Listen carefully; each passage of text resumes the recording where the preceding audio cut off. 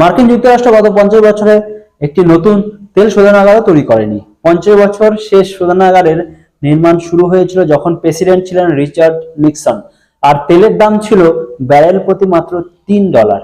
এখন president Donald Trump ঘোষণা করেছেন এক ঐতিহাসিক $300 বিলিয়ন চুক্তি, যা আমেরিকার ইতিহাসে এক বৃহত্তম জ্বালানি বিনিয়োগ। Location port of Brownsville. নির্মাণ শুরু 2026 সালের দ্বিতীয় ত্রৈমাসিকে। 20 বছরের বাধ্যতামূলক অপটেক্স চুক্তি। আমেরিকার শেল তেল প্রক্রিয়াকরণ। দক্ষিণ টেক্সাসে হাজার হাজার উচ্চ বেতনের চাকরি। আর সবচেয়ে বড় শিরোনাম, পৃথিবীর সবচেয়ে পরিষ্কার রিফাইনারি। এই প্রকল্পের প্রধান বিনিয়োগকারী কে? ভারতের রিলায়েন্স ইন্ডাস্ট্রিজ, যা নিয়ন্ত্রণ করেন আম্বানি পরিবার। এই সেই দূরদর্শী শিল্পগোষ্ঠী যারা গুজরাটে তৈরি করেছে জামনগর রিফাইনারি কমপ্লেক্স, পৃথিবীর সবচেয়ে বড় একক সাইট তেল শোধনাগার, যা প্রকৌশল, দক্ষতা ও কার্যকারিতার এক অসাধারণ উদাহরণ। ট্রাম্প নিজেও তার সোশ্যাল মিডিয়া প্ল্যাটফর্ম ট্রুথ সোশ্যালে ব্যক্তিগত তাদের ধন্যবাদ জানিয়েছেন। তিনি লিখেছেন, ভারতে আমাদের অংশীদার এবং বিশ্বের বৃহত্তম বেসরকারি জ্বালানিতে অসাধারণ বিনিয়োগের জন্য ধন্যবাদ। এখন দুটি বিষয় একসঙ্গে ভেবে দেখুন এবং এর কৌশলগত বুদ্ধিমত্তা উপলব্ধি করুন।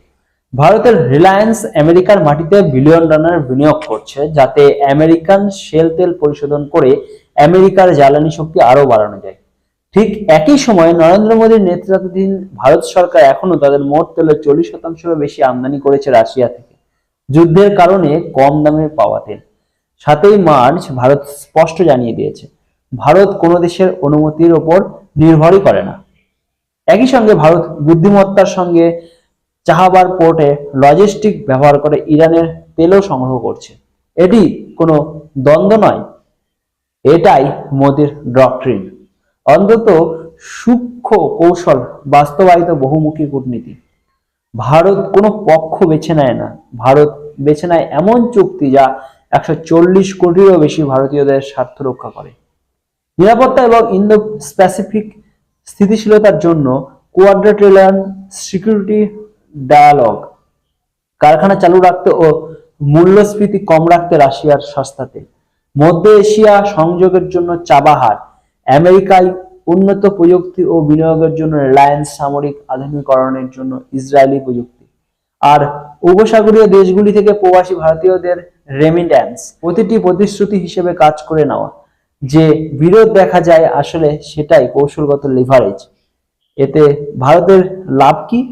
এই চুক্তি আমেরিকায় ভারতের বিশ্বমানের রিফাইনিং দক্ষতাকে প্রতিষ্ঠা করেছে। রিলায়েন্সের জন্য এটি বৈশ্বিক ঝুঁকির বিরুদ্ধে শক্তিশালী সুরক্ষা তৈরি করেছে। আমেরিকা ও ভারতের মধ্যে ব্যবসা ও জনসম্পর্কের সম্পর্ক আরো গভীর হচ্ছে। ভারতের জ্বালানি নীতির বাস্তববাদ দেশকে দিয়েছে কম জ্বালানি মূল্য, বৈদেশিক মুদ্রা সাশ্রয় এবং বিশ্ব রাজনীতিতে শক্তিশালী অবস্থান। সবচেয়ে গুরুত্বপূর্ণ, এই বহুমুখী কৌশল বিশ্ব জ্বালানি বাজারকে স্থিতিশীল রাখছে। ট্রাম্পের এই রিফাইনারি দরকার কারণ সাম্প্রতিক ইরান সংক্রান্ত সংকট দেখিয়ে দিয়েছে একটি কঠিন সত্য। 50 বছরের নিষ্ক্রিয়তা আমেরিকাকে এমন অবস্থায় ফেলেছে যেখানে নিজের শেল তেল থাকা সত্ত্বেও নিজেদের অনেক ক্ষেত্রে বিদেশি রিফাইনিং ক্ষমতার উপর নির্ভর করতে হয়। আর মুকেশ আম্বানির জন্য এই চুক্তি এক কৌশলগত মাস্টারস্ট্রোক, কারণ জামনগর রিফাইনারি উপসাগরীয় তেলের উপর নির্ভরশীল, যা হরমুজ প্রণালীর মতো ঝুঁকিপূর্ণ পথ দিয়ে আসে। আমেরিকার শেল তেলে বিনিয়োগ সেই ঝুঁকির বিরুদ্ধে শক্তিশালী বীমা।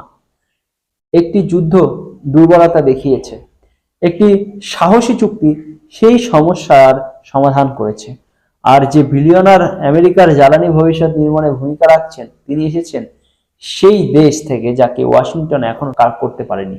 নিষেধাজ্ঞা দেবে নাকি প্রশংসা করবে? কারণ ভারত অন্য কারো নিয়মে খেলে না। 50 বছরে আমেরিকার নিষ্ক্রিয়তা একটি দূরদর্শী ভারতীয় বিনিয়োগ, বহুমুখী কূটনীতির এক অনন্য মাস্টার স্ট্রোক। এইভাবেই উদয়ীমান শক্তিগুলো উঠে আসে, পক্ষ বেছে নিয়ে নয়, দক্ষতা বেছে নিয়ে।